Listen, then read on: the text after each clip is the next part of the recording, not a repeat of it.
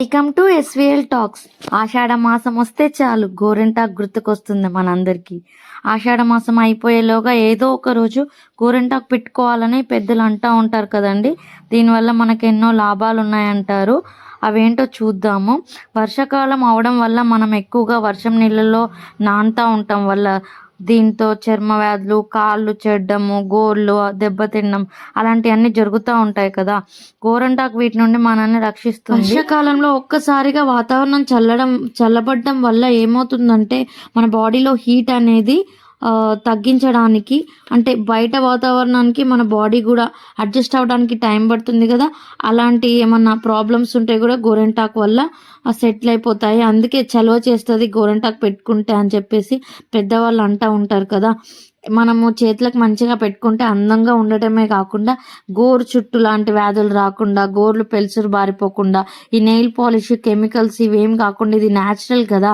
గోర్లు కూడా చాలా మంచి హెల్తీగా ఉండడానికి కూడా గోరింటాకు చాలా బాగా యూజ్ అవుతుంది. ఇంకా మనం అరచేతిలో పెట్టుకుంటాం కదా, గర్భాశయానికి సంబంధించిన నాడులు అనేవంట అరచేతిలో నుంచి ఉంటాయి, రక్తాన్ని తీసుకెళ్తాయంట ఆ నాడులు. సో అరచేతిలో గోరింటాకు పెట్టుకోవడం వల్ల కూడా గర్భాశయ దోషాలు ఏమన్నా ఉంటే కూడా పోతాయంట.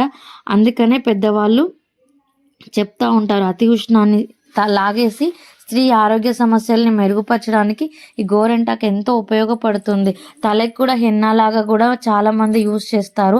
గ్రే హెయిర్ వస్తే కూడా చిన్నపిల్లలకి, నాకైతే చిన్నప్పుడు 7th క్లాస్లోనే గ్రే హెయిర్ ఉండేది చాలా. మా అమ్మ ఎక్కువ శాతం గోరింటాకు పెట్టే కవర్ చేసేది. ఎందుకంటే అప్పుడు కెమికల్స్, కలర్స్ యూజ్ చేస్తే ఏమైనా హెల్త్ ప్రాబ్లమ్స్ వస్తాయని అలా చేసేదన్నమాట. తర్వాత కోన్లలో కూడా ఎక్కువ కెమికల్స్ ఉంటాయి. మ్యాక్సిమం ఇలా న్యాచురల్గా పండే గోరింటాకుని ప్రిఫర్ చేయడం మంచిది కదా. పెద్దవాళ్ళు అందుకే ఈ శుభకార్యాలప్పుడు గోరింటాకు పెట్టుకోవాలి అది ఇది అని చెప్పేది కూడా అందుకే.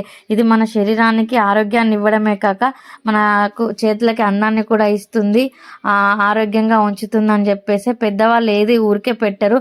ప్రతి దాంట్లోనూ ఏదో ఒకటి తాత్పర్యం ఉంటుందని నేను అనుకుంటున్నాను. మీరేమంటారు? కామెంట్ చేయండి. Thank you.